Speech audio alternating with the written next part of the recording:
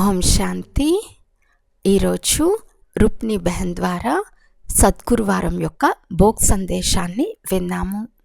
ఈరోజు ప్రియమైన బాబా వద్దకు భోగ్ తీసుకుని వతనానికి చేరుకున్నాను.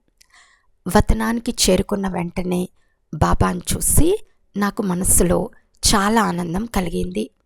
అప్పుడు బాబా కూడా నా వైపు చూస్తూ ఇలా అన్నారు, బచ్చి, తండ్రిని చూసినప్పుడు పిల్లలకు ఎలా ఆనందం కలుగుతుందో అలాగే భగవంతుని పిల్లలైన అనేక భక్తులు కూడా శివ శివ, రామ్ రామ్ అంటూ కొందరు రాస్తారు, కొందరు జపం చేస్తారు, కొందరు అంతరంగంలో ధ్యానం చేస్తారు.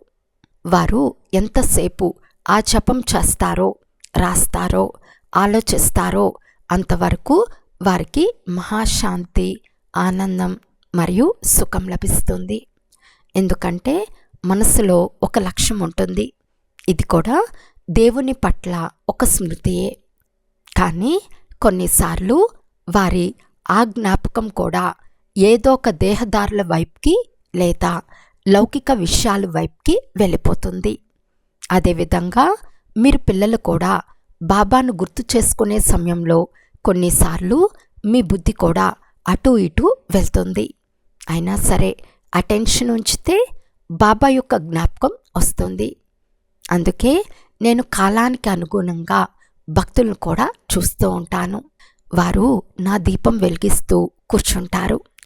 మరియు పిల్లల ముందైతే పరమాత్మ తండ్రి ప్రత్యక్షంగా ఉన్నారు. దివ్య బుద్ధి, దివ్య దృష్టి ద్వారా పిల్లలు బాబాని చూస్తూ ఉంటారు. ఇదే నా భక్తి పిల్లలు మరియు బ్రాహ్మణ పిల్లల మధ్య తేడా. కానీ నా బ్రాహ్మణ పిల్లలు నన్ను ఎంతో హృదయపూర్వకంగా ప్రేమతో గుర్తు చేసుకుంటారు. అప్పుడు నేను కూడా వారికి అలాంటి అనుభూతిని తప్పక కలిగిస్తాను. ఇలా వినిపించిన తర్వాత బాబాకు అందరి ఆత్మల యొక్క ప్రియ స్మృతులను బాబాకు అందచేశాను. అప్పుడు బాబా ఇలా అన్నారు, పిల్లలకు చివరి ఆధారం పరమాత్మ తండ్రి అవుతారు. ఎవరు నన్ను ఏ రూపంలోనైనా ఏ సంబంధంతోనైనా గుర్తు చేసుకుంటున్నారో వారి యొక్క స్మృతి సులభంగా నా వద్దకు చేరుతుంది. పిల్లల ప్రియ స్మృతులను తీసుకొచ్చినందున బాబా ఈ ఆత్మకు కూడా దృష్టినిచ్చారు. అంటే రుక్మిణి బెహన్కు బాబా దృష్టినిచ్చారు. మధుబనం ఇంటి నుండి తీసుకొచ్చిన భోగ్ను బాబాకు అర్పించాను. అలాగే ఎవరైతే ఈరోజు భోగ్ని పెట్టించారో వాళ్లకు బాబా ఎంతో ప్రేమతో భోగ్ను స్వీకరింపచేశారు.